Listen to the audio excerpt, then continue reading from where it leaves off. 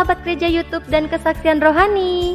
Sebelum memulai video ini, saudara tolong bantu klik tombol subscribe ya, dan klik tombol loncengnya, agar ketika video baru muncul akan terupdate.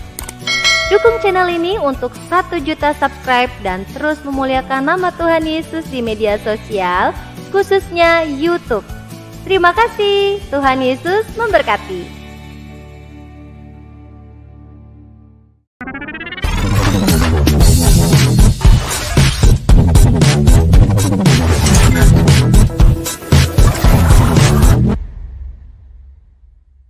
Teman-teman, kita lihat lagi apa yang mau dikatakan oleh Umi Irene ini. Coba. Demikian agungnya, demikian indahnya Islam. Yang Umi terkagum-kagum selain itu adalah ternyata yang banyak beralih menjadi Islam justru adalah dari kalangan pemikir.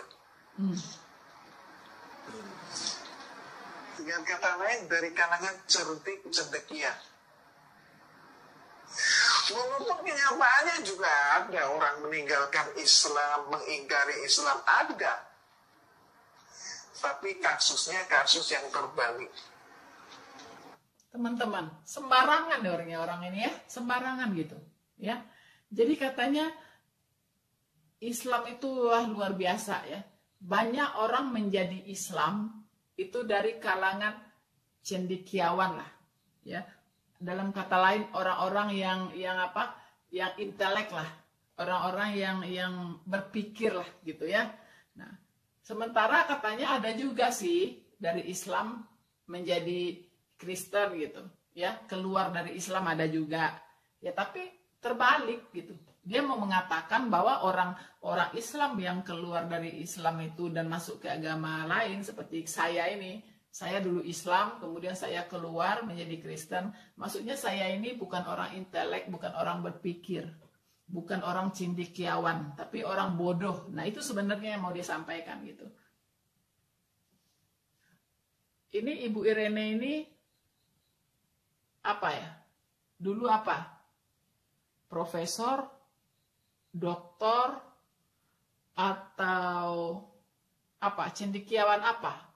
Sebelum Anda jadi Islam, kalau boleh tahu. Atau pernah apa? Pendidikannya sampai di mana gitu? Karena saya dengar sekolah biarawati pun ya, itu nggak selesai. Gitu ya. Nah, kalau saya, puji Tuhan, saya selesaikan sarjana strata 1 saya, dan saya juga pernah kuliah ke luar negeri, diberi kesempatan kuliah ke luar negeri, dan itu beasiswa, bukan biaya sendiri, dan gak gampang untuk dapatkan beasiswa ke luar negeri di zaman itu, ya, di zaman itu, gitu, di zaman saya dulu, gitu, itu gak mudah, gitu ya. Jadi saya keluar dari Islam dan menjadi seorang Kristen, itu benar-benar berpikir, ya.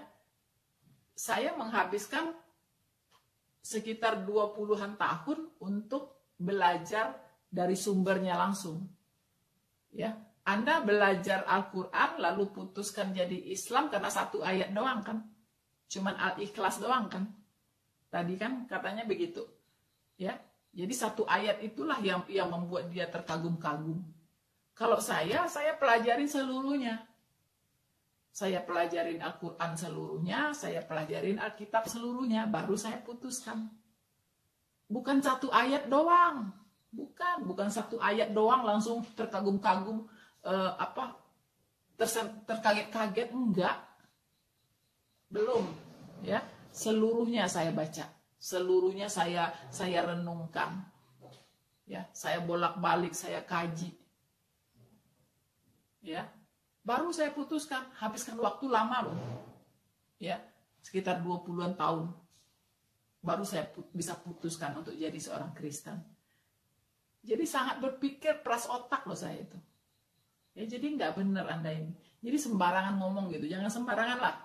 Dan banyak orang-orang yang dari Muslim jadi Kristen itu orang-orang hebat loh.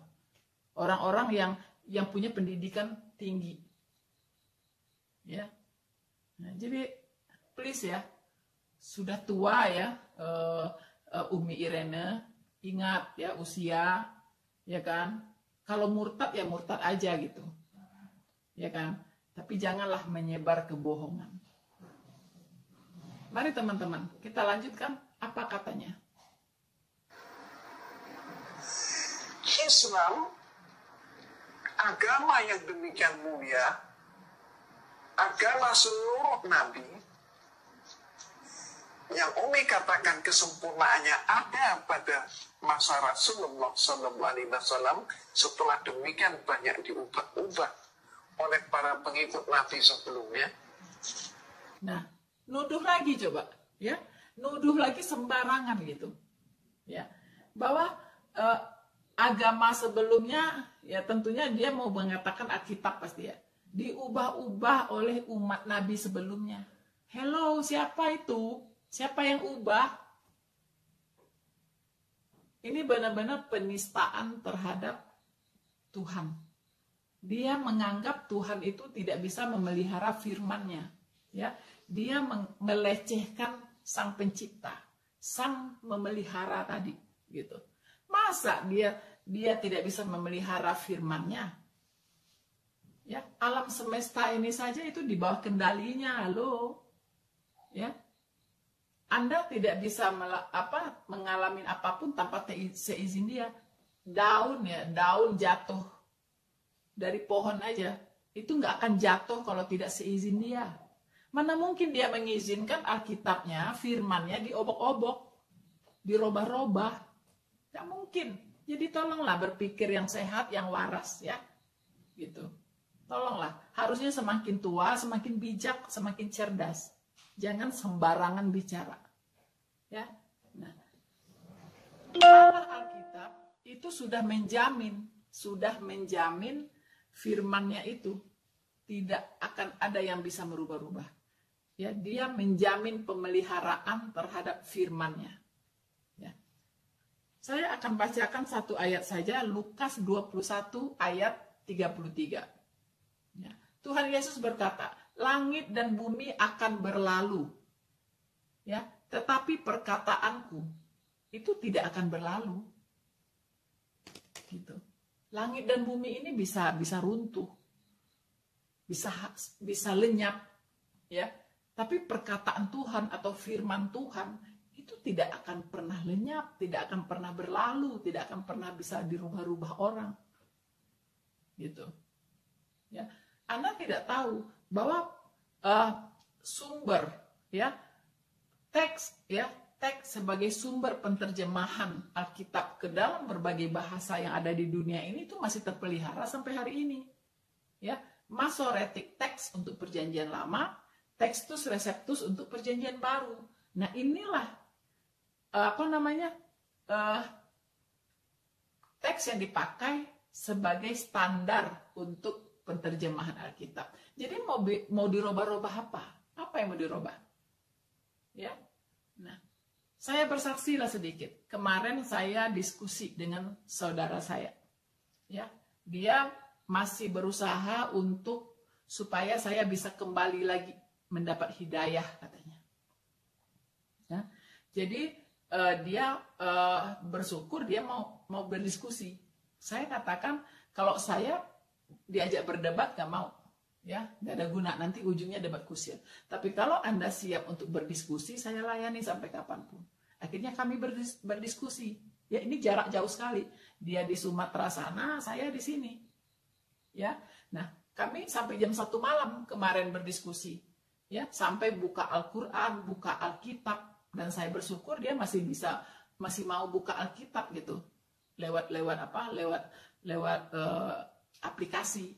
Nah, coba buka, saya bilang ini. Nah, Al-Qurannya Anda pegang Al-Quran di sana, saya juga pegang nih ya, kalau mau tahu ya, ini Al-Quran saya nih, mulai dari yang besar nih saya punya nih ya. Nah, Al-Quran yang besar sekali nih. Ya, nih. Ini gede sekali. ya, Al-Quran saya. Ya, nah, ini ada di tangan saya selalu gitu. Nah, kalau yang kecil pun saya punya nih, yang untuk saya bawa-bawa nih, ya. Nah, udah banyak coretan-coretan sih. Ini Al-Quran saya yang ada terjemahannya, ya. Nah, jadi saya bukan jadi Kristen itu sembarangan gitu, sembarangan percaya, tidak. Saya pelajarin. Ini Alkitab udah keberapa? Ya, udah banyak yang hancur juga karena dipakai sering, begitu ya. Nah, jadi please deh, Bu Irene, ya, jangan sembarangan ngomong, begitu. Kalau bicara itu harus berdasarkan fakta, harus mencerdaskan umat, jangan membodohi umat, ya. Jadi tidak ada, Alkitab tidak pernah bisa dirubah-rubah. Kalau Al-Quran saya punya, sebelumnya saya juga punya Al-Quran, tapi nggak tahu di mana, ya mungkin tinggal di rumah saya yang dulu. Ini udah yang keberapa, yang besar sama yang kecilnya. Nah, itu kemarin aja saudara saya sampai bingung. Saya baca Al-Quran ini yang punya saya bunyinya begini, kok di tempat dia beda lagi bunyinya. Nah, saya bilang itulah tandanya Al-Quran itu dirubah-rubah juga. Minimal terjemahannya dirubah-rubah. Dan banyak tambahan tanda kurungnya. Dulu tanda kurungnya waktu saya belajar di awal nggak banyak tanda kurungnya. Gitu. Seperti di surat An-Nas aja tuh berubah. Ya, dulu waktu saya pertama belajar baca surat An-Nas, Qul a'udzu birabbin nas, malikin nas, ilahin nas, min syarril waswasil khannas, ya, dan seterusnya itu. Nah, itu beda terjemahannya gitu, ya. Kalau dulu diterjemahkannya Tuhan manusia, Rabbin nas, Tuhan manusia. Kalau sekarang diterjemahkan Tuhannya manusia, beda, ada tambahannya gitu, ada tambahannya di situ. Ya, harusnya kalau ada nyanya kan bunyinya harus Robin Minnas gitu, Tuhan dari manusia gitu, Rabin Minnas gitu. Nah, kalau Robin Nas itu pasti Tuhan manusia sudah, nggak usah ditambah-tambahnya gitu. Ya, tapi saya nggak tahu juga kenapa ayat itu bisa terselip di Al-Quran gitu. Satu ayat itu bicara tentang sembahan manusia, Tuhan manusia, Raja manusia. Ya, di situ. Harusnya tadi Anda mengatakan Anda pertama kali belajar Al-Quran, ayat yang pertama Anda baca itu adalah Al-Ikhlas. Harusnya kalau dari belakang, itu Anda harus baca surat An-Nas dulu. An-Nas dulu, itu surat yang paling terakhir. Begitu. Ya. Nah, begitu Umi. Oke? Nah, jadi saya mau katakan jangan sembaranganlah bicara. Gitu ya. Karena sekarang orang sudah banyak yang pintar-pintar. Kalau kita bohong itu ketahuan banget gitu. Ya, kalau kita mengarang-arang itu ketahuan banget. Nanti jadi malu sendiri. Ya. Nah, oke teman-teman, kita lihat lagi apa yang disampaikan oleh Ibu Irene ini.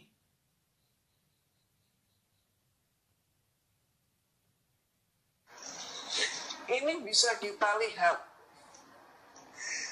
Al-Quran itu tidak lekang oleh zaman.